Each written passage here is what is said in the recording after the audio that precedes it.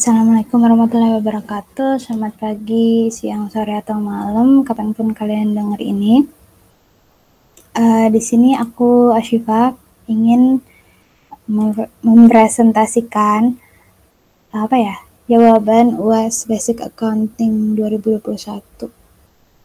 2021. Seharusnya ini 2020. Apaan sih ini? Iya benar 2021 pas Januari. Oke. Lalu aku share screen dulu. Oke, ini kalau bisa kalian nanti sambil dengerin, sambil nyimak juga ini ya.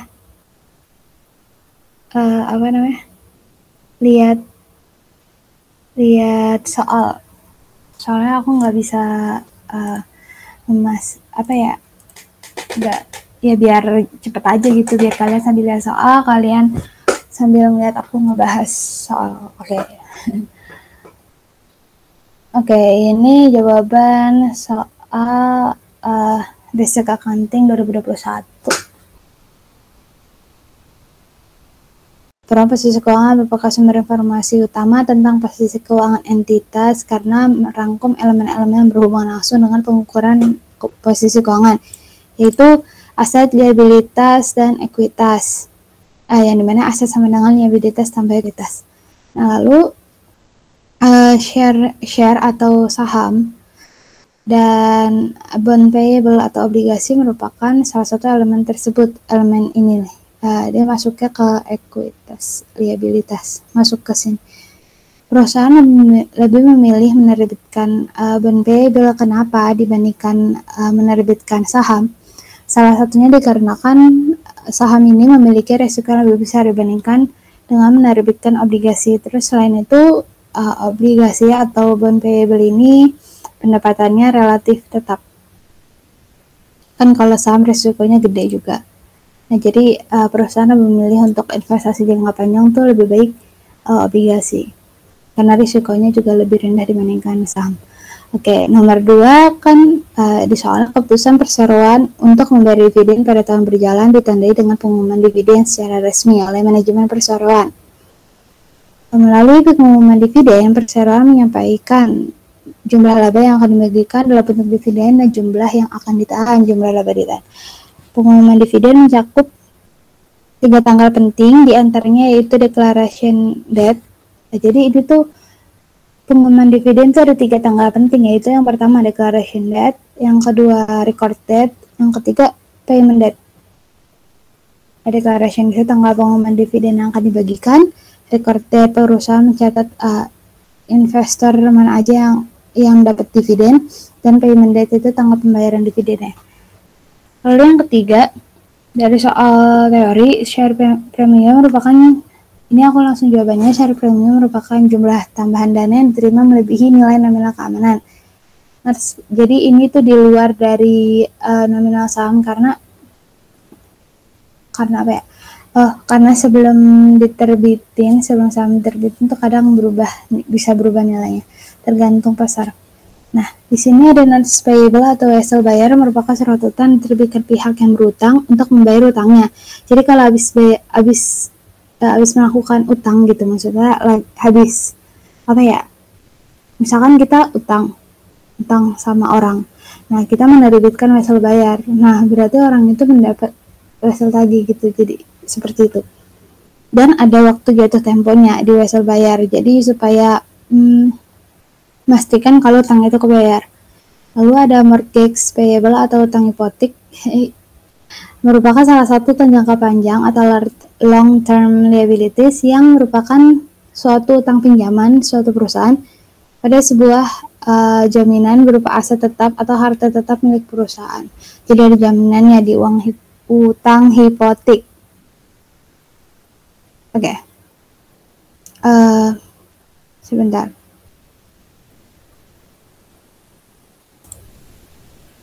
Nah, terus selanjutnya ada jawaban dari soal kasus.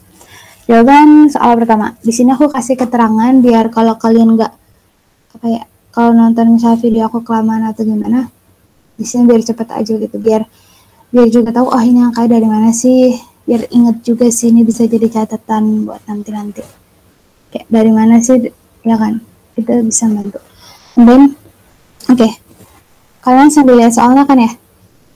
Oke, di soalnya pada tanggal di soalnya, oke aku baca dulu soalnya. Di soalnya, soal nomor 1, PT Jaya Abadi adalah perusahaan elektronik yang berada di Jawa Barat. Nah, selama tahun fiskal berjalan telah menyelesaikan transaksi sebagai berikut. Jadi tahun fiskal berjalan berarti sampai 31 Desember. Nah, terus misalnya kita udah lihat nih kalau di soal kan ada kayak 3 Februari, terus dia ngapain aja dan transaksinya. Nah, ini kita lihat instruksinya. Buatlah ayat jurnal untuk mencatat transaksi tersebut. Oke, kita buat scroll lagi dari atas.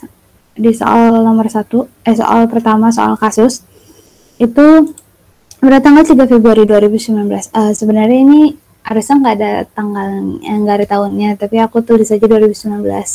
Nah, tapi di soalnya nggak ada tahun spesifiknya ya, cuma 3 Februari. Oke. Pada tanggal 3 Februari 2009, pada tanggal 3 Februari PT Jaya Abadi sebentar. Oke, pada tanggal 3 Februari PT Jaya Abadi membeli kembali 2.500 lembar ordinary share atau saham biasa milik perusahaan seharga 26.000 per lembar dan mencatat pembelian tersebut sebesar harga perolehan. Jadi harga perolehannya kan ini 26.000 kan. Nah, terus di sini ada keterangannya, sebelum pembelian jumlah saham biasa yang beredar adalah 40.000 lembar dengan nilai nominal 20.000. Jadi itu awalnya yang beredar itu ada 40.000. Nah, karena dibeli kembali sebanyak 2.500, maka berkurang menjadi berapa? 37.500. Ini yang tanda kurang ini untuk catatan aja sih. Nah, kalau di penulisannya kan dia membeli kembali nih tanggal 3 Februari 2019. Nah, membeli kembali aku tulisnya stock from investment. Ini sebesar 65.000. Nah, 65.000 atas cash. Kan dia membeli jadi cash. Dan belinya tunai, soalnya nggak ada keterangan membeli kredit ya, berarti belinya tunai. Nah, di sini ada keterangannya. Aku nulis membeli kembali 2.500 lembar ordinary share seharga 26.000 per lembar saham. Jadinya 2.500 lembar yang dibeli lagi itu dikali sama harga per lembar saham yaitu 26.000. Oke. Nah, pada tanggal selanjutnya pada tanggal 1 Mei itu PT Jaya Abadi mengumumkan dividen setengah tahun, berarti baru 6 bulan, sebesar 1.000 atas 10.000 preference share. Jadi ada 1.000 lembar saham preferen, 1.000 lembar saham preferen dengan nilai 10.000 lembar saham preferen dengan nilai dividennya sebesar 1.000, berarti dikali jadinya dividen of preference share itu 10 juta. Lalu di sini masih tanggal 1 Mei itu dan dividen sebesar 300 atas ordinary share, berarti dividennya itu sebesar 300 per lembar saham atas saham biasa kepada pemegang saham yang tercatat pada per 31 Mei dan akan dibayar pada 15 Juni. Nah, karena kan tadi dividennya itu per lembar saham 300 kan soal di tanggal 1 Mei. Nah, ini kenapa aku bisa tulis 37.500 lembar saham biasa. Ini tuh yang saham yang beredar. Bisa dilihat dari mana? Kenapa 37.500? Karena dilihat dari soal yang tanggal 3 Februari itu kan yang ditanda kurungin awalnya saham yang beredar itu 40.000. Lalu dia membeli kembali 2.500. Jadi pada tanggal 3 Februari kan ada keterangan sebelum membeli kembali saham yang beredar ada 40.000. Nah, lalu membeli kembali sebanyak 2.500, jadinya sisa 37.500 yang beredar. Jadinya aku tulis 37.500 terus dikali sama dividen per lembar saham 300. Nah, di sini kenapa account payable? Karena kan ini baru pencatatan di tanggal 1 Mei ini baru mengumumkan dividen.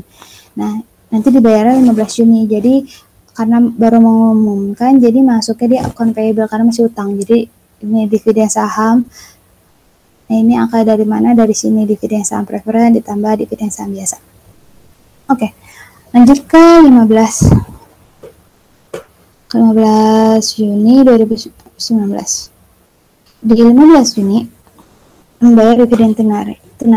Nah, kalau membayar dividen tunai berarti akunnya dividen atas kas, nominalnya itu diambil dari account payable pada tanggal 1 Mei. Jadi kayak ngelunasin utang gitu loh. Ini sama. Oke, langsung ke tanggal 23 September. 23 September menjual 1000 lembar saham yang diperoleh kembali dengan harga 28.000 dan menerima kas. Jadi kan tadi supaya sepemahaman. Jadi kan awalnya saham yang beredar itu 40.000, lalu kita membeli kembali 2.500, berarti saham yang beredar sisa 3.500 kan. Nah, terus di sini malah jual lagi 1000 lembar saham yang diperoleh kembali, berarti saham yang beredarnya nambah 1000, jadinya tadinya 3.500 menjadi 38.500. Nah, saham yang diperoleh kembali itu sisa 1.500.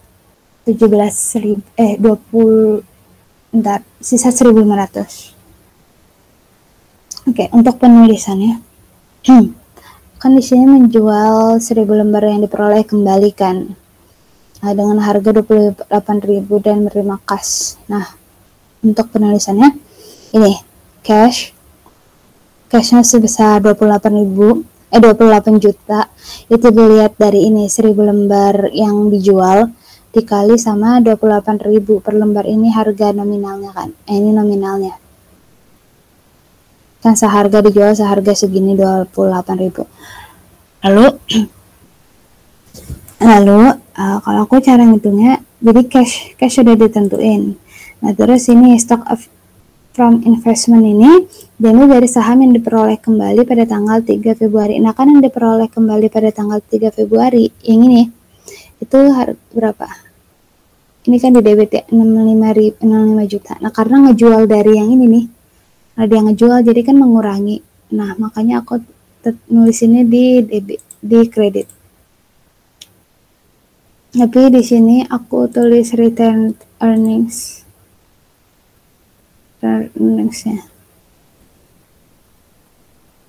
Oke. Nah, terus return earnings itu diambil dari saham yang diperoleh kembali dikurangi ini cash. Jadi sebesar 37 juta. Nah, ini return earnings ini berarti saham yang diperoleh kembali tapi nggak dijual lagi. Sebanyak segini 37 juta. Oke, selanjutnya di di tanggal 1 November.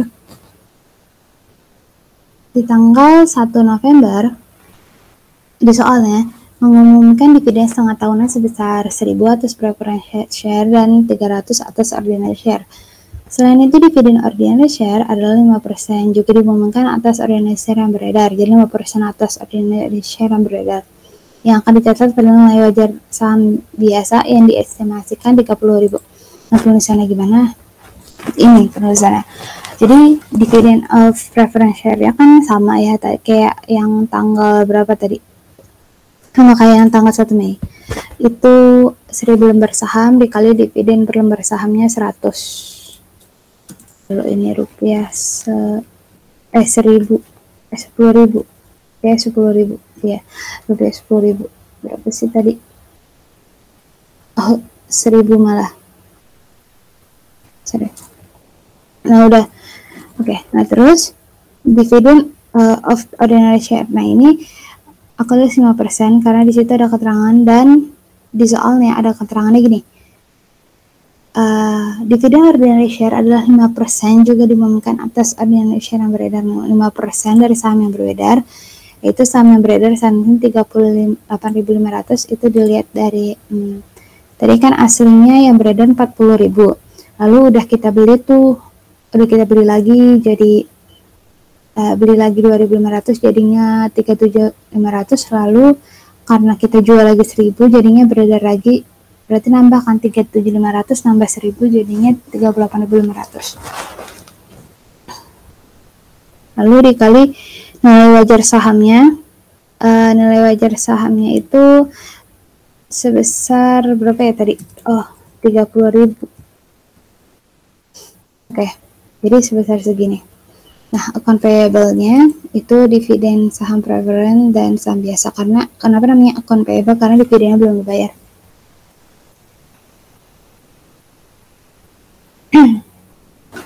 Lalu pada tanggal 1 Desember membayar dividen tunai dan menerbitkan sertifikasi untuk dividen ordinary share. Nah, ini bayar dividen tunai kan dividen atas kas, yaitu besarnya dilihat dari ini account payable pada tanggal 1 November. Oke, tadi udah nomor 1, lalu soal nomor 2.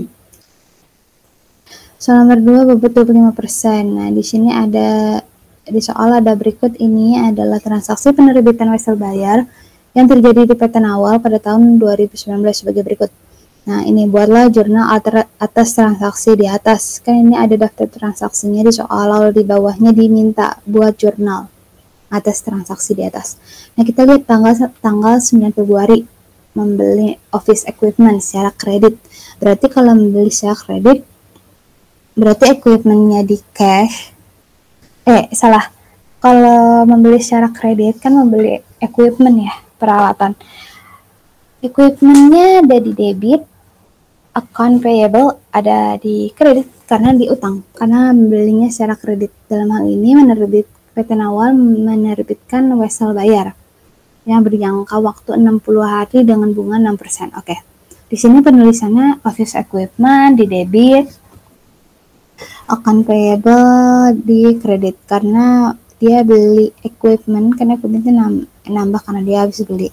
Nah, kenapa account payable-nya nambah? Karena belinya secara kredit. Nah, terus si PT Nawal ini selain beli secara kredit, dia nerbitin wesel bayar. Di sini aku tulis aja ada not payable atau wesel bayar. Not payable itu wesel bayar selama 60 hari. Jadi jatuh temponya 60 hari. Interestnya 6%. Alias bunganya 6%. Lalu pada tanggal 10 April PT Nawal melunasi wesel bayar yang telah jatuh tempo sehubungan dengan pembelian office equipment yang telah dilakukan pada tanggal 9 Februari yang lalu. Jadi membayar utang wesel bayar atas pada tanggal yang telah, jadi utangnya yang telah dilakukan pada tanggal 9 Februari. Nah, kan ini bayarnya itu pada tanggal 10 April. 10 April ini udah masuk gitu tempo, udah masuk ke 60 hari. 60 hari dari 9 Februari ya. Jadi 9 Februari ke 10 April itu udah masuk ke 60 hari. Nah, karena udah masuk 60 hari berarti jatuh tempo. Nah, gimana caranya? Jadi tuh gak langsung account payable cash, tapi ada bunganya kan, karena ada keterangannya di wesel bayar itu kalau jatuh tempo membayar bunga. Nah, di sini account payable, nah sesuai account payable tanggal 9 Februari, account payable-nya berapa? 40 juta. Utangnya. Nah, terus kita ini not payable-nya ini jatuh tempo 60 hari. Kan jatuh tempo. Nah, cara ngitungnya gimana? Cukup mengalihkan utang dikali bunga sama dengan ini 2.400.000, lalu cashnya berarti harus dikeluarkan adalah utang ditambahkan bunga. Lalu tanggal 5 Mei PT Nawal meminjam uang dari Bank XYZ dengan cara diskontoin sebuah wesel yang bernilai nominal 48 juta berjangka waktu 90 hari dengan tingkat diskonto 6,75. Pasti kayak bingung banget kan, ini gimana gitu kan. Jadi di tanggal 5 Mei ini PT Nawal minjem uang nih, berarti minjem uang dari Bank XYZ kan dengan cara mendiskontokan sebuah wesel yang bernilai nominal 48 juta. Jadi PT Nawal ini minjemnya 48 juta di weselnya. Tapi karena dia diskontoin, jadi kan dia minjem uang berarti masuknya cash. Jadi cash yang didapat itu nggak bulat 48 juta seperti yang terlihat di sini pada tanggal 5 Mei.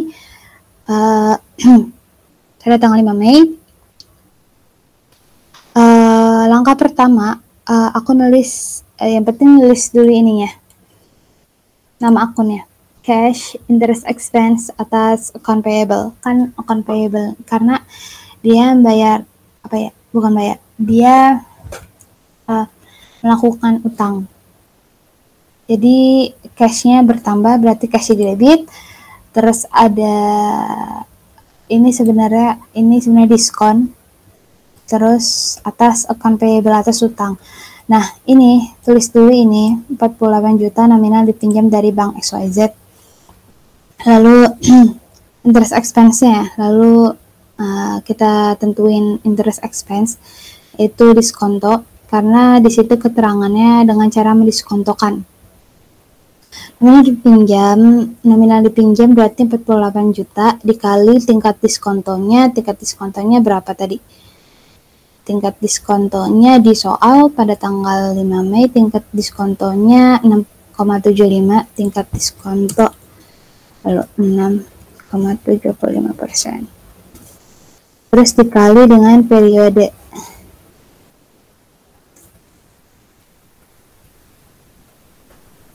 Nah, periode pembayarannya aku tulis 90 hari per 360 hari karena ini rumus diskonto. Jadi nominal yang dipinjam dikali tingkat diskontonya terus sama dikali periode. Nah, periodenya itu jatuh temponya selama berapa hari per hari dalam setahun. Jadi kita kalau di akuntansi dibuletin hari dalam setahun biasa 360. Di sini dibuletinnya 360. Oke.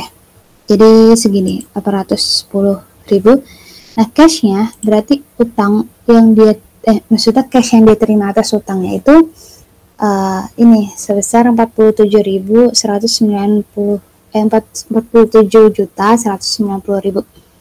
dari ini account payable atau nominal utang atau wesel bayar ya, atau notes payable ya, wesel bayar, dikurangi diskon. Ini aku tulis sekali ya, notes payable. Terus ini adalah diskon. Oke. Udah. Jadi tadi notes payable-nya segini karena dia minjem ke bank nominal segini, terus minta di diskon segini diskonnya. Lalu di sini cashnya, jadi yang didapat segini nominalnya 47 juta. Lalu pada tanggal 3 Agustus pada tanggal 3 Agustus membayar wesel telah jatuh tempo kepada Bank XYZ. Kan bayar wesel ini. Kayaknya ini tulisannya notes payable aja deh. Karena kan ini. Nah, ini kalau ini membayar wesel.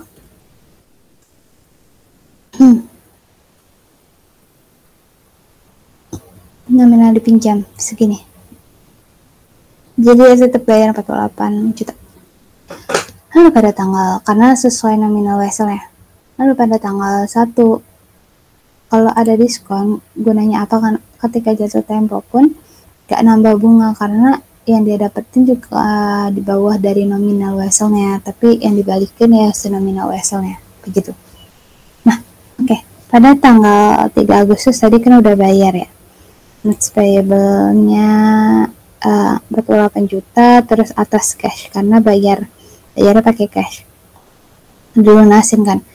Lalu pada tanggal 1 November PT Nawa menerbitkan sebuah wesel bayar, berarti notes payable berjangka waktu 90 hari, bunga 7% dan untuk minjam uang dari bank XYZ senilai 300 juta. Nah, ini pada tanggal 1 November PT Nawal ini nggak minta diskon, jadi utang aja gitu, ngutang seharga senilai 300 juta.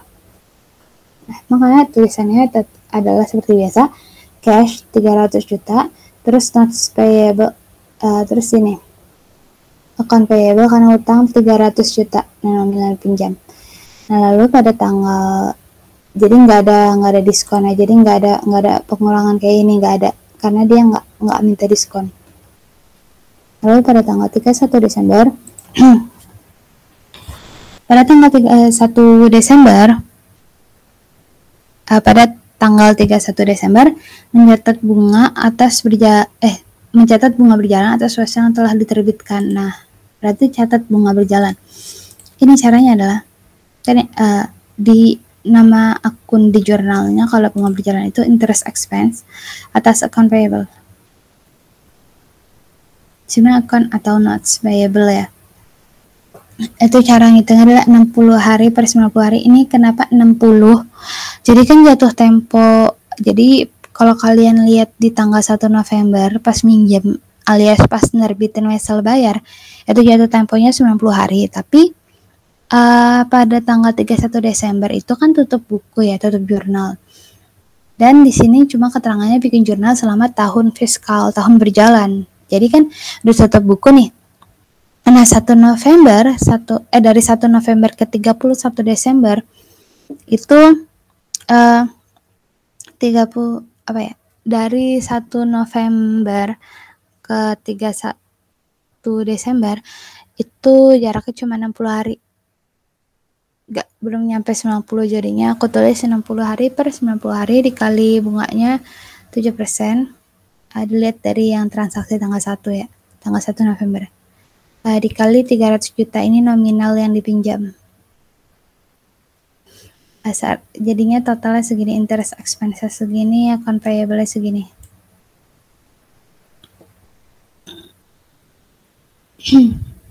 Langsung mencatat bunga. Lalu sepanjang tahun 2019, perusahaan telah berhasil menjual produk elektronik dengan nilai total penjualan 320 juta. Produk ini bergaransi 12 bulan, diestimasi bahwa rata-rata biaya garansi sebesar 2% dari harga jual. Nah, di sini kan garansi sama, jadi dia udah jual alat elektronik, terus ada biaya garansi. Berarti kalau ada biaya garansi, biasa ditanggung oleh yang jual. Nah, karena PT Nawal ini yang jual elektroniknya, berarti dia mengeluarkan biaya garansi. Biaya garansi itu masuk ke expense. Jadi, dia dapat cash, tapi juga ngeluarin beban. Nah, di sini jadinya cash, debitnya cash sama guarantee expense atau beban garansi atau biaya garansi. Terus atas sales, kan sales itu apa ya, akun normalnya di kredit. Nah, salesnya itu tadi total penjualan 320 juta. Lalu guarantee expense-nya itu di soal adalah 2% dari total penjualan. Cash-nya itu ya sales dikurangi sama biaya garansinya, jadi 313.600.000. Oke, lanjut ke soal nomor 3.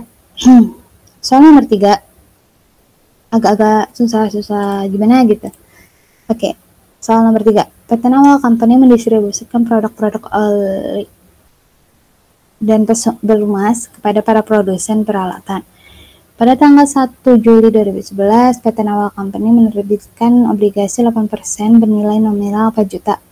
Jangka waktu 10 tahun. Pada suku bunga efektif 10% dan menerima tunai sebesar 3.501.914. PT Nawal Company menggunakan effective interest metode untuk amortisasi diskon atau premium. Bunga dibayarkan secara setengah tahun setiap tanggal 1 Juli dan 1 Januari. Tahun fiskal PT Nawal Company dimulai pada tanggal 1 Juli. Nah, kan dimulai pada tanggal 1 Juli. Nah, buatlah jurnal untuk mencatat penerbitan obligasi tanggal 1 Juli. Nah, untuk pencatatan yang nomor 1, aku tulisnya di bawah sini. Ini jawaban soal nomor 3, A, C, D, E. Nah, ini yang A. Nah, yang A itu tanggal 1 Juli kan dia menerbitkan obligasi. Nah, di situ udah ada keterangan cash yang didapat berapa, sebesar 3.501.514. Ada di soal. Lalu kan cash. Terus di sini ada debt security. Nah, debt security itu nominal obligasinya sebesar 4 juta.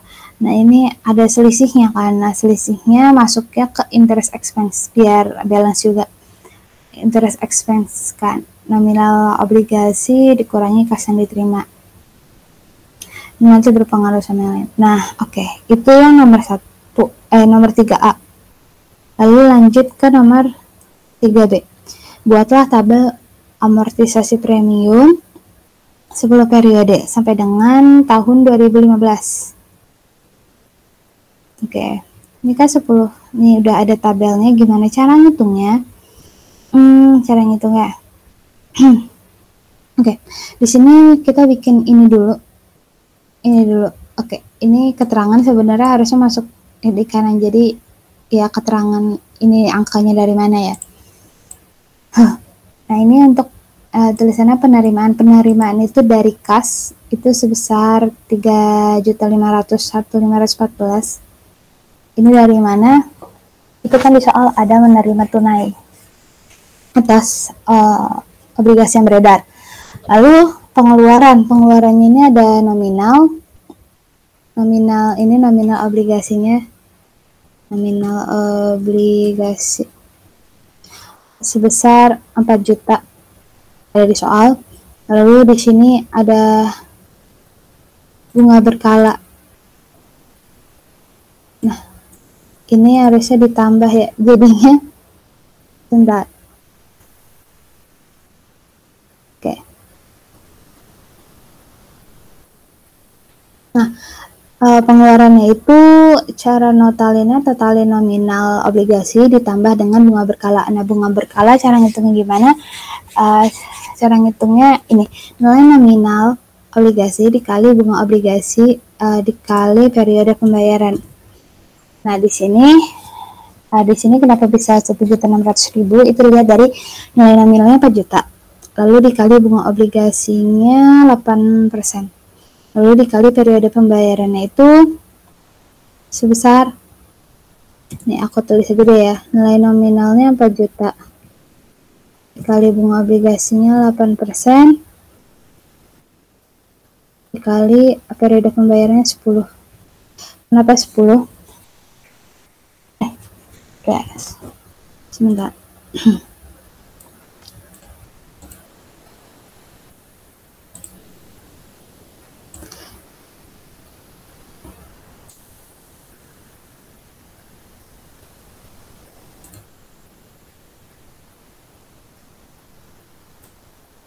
Ini 8%-nya juga dibagi 2 karena 8% itu bunga obligasi untuk setahun kan. Sementara ini 2 kali bayar jadinya dibagi 2. Nah, ini terus ini periodenya, periode pembayarannya 10. Kenapa periode pembayaran 10?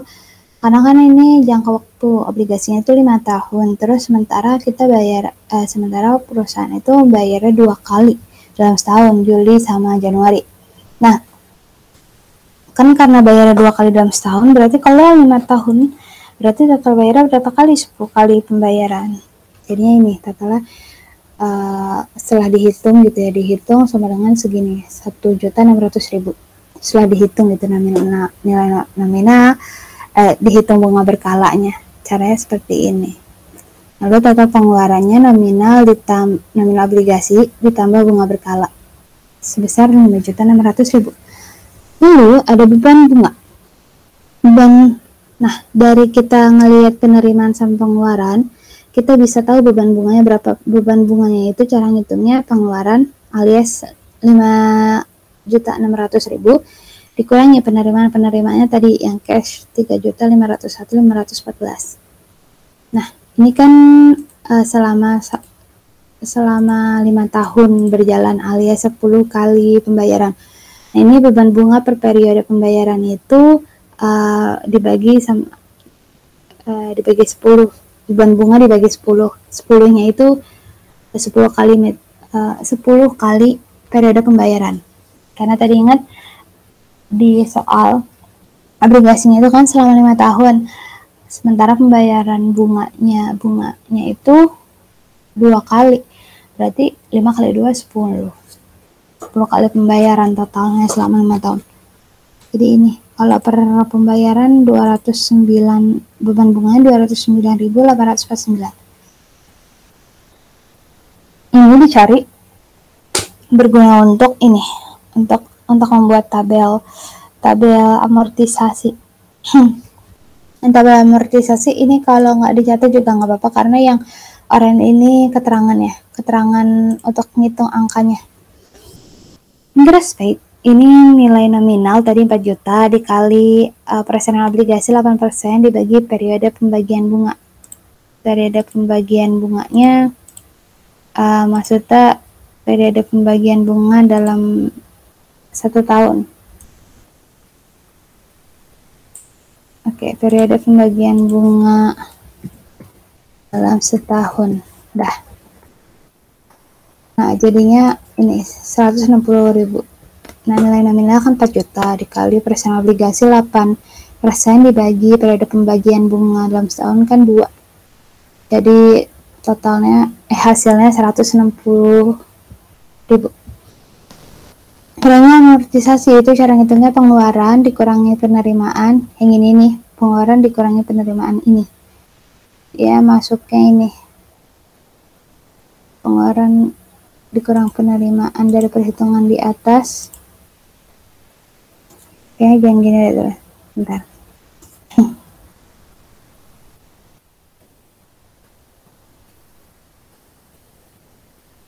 Lalu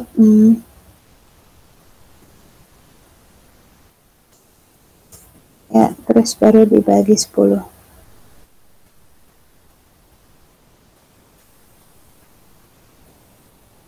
Pengeluaran dikurangi penerimaan dari perhitungan di atas. Ini kan jadi beban bunga alias beban bunga.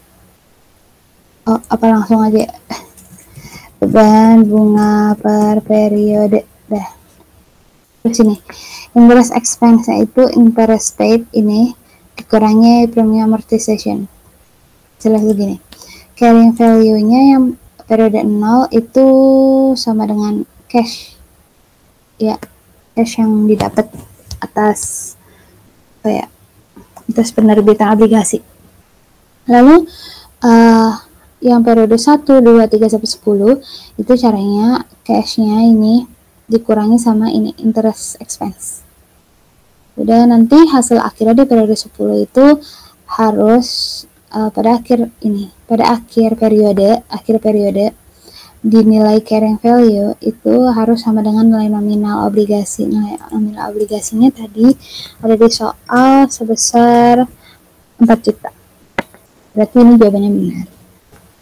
Oke, lanjut ke soal nomor, itu tadi udah bikin tabel. Nah, soal nomor 3 yang CDE itu sebenarnya sama, cuma beda depannya aja, beda tanggalnya. Itu buatlah jurnal untuk mencatat akrual atau pembayaran bunga dan amortisasi premium.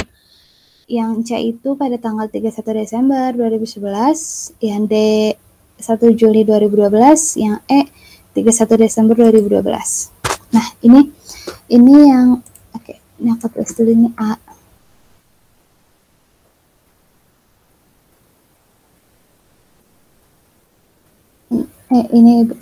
Ini C. Ini D.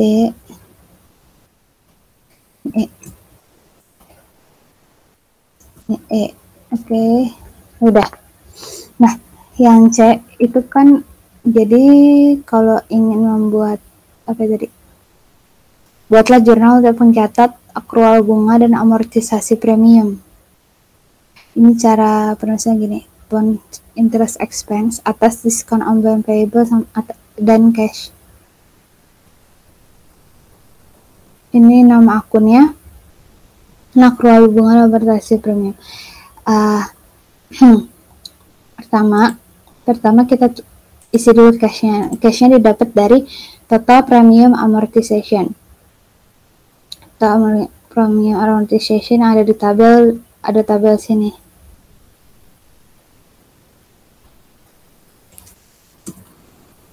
Di tabel.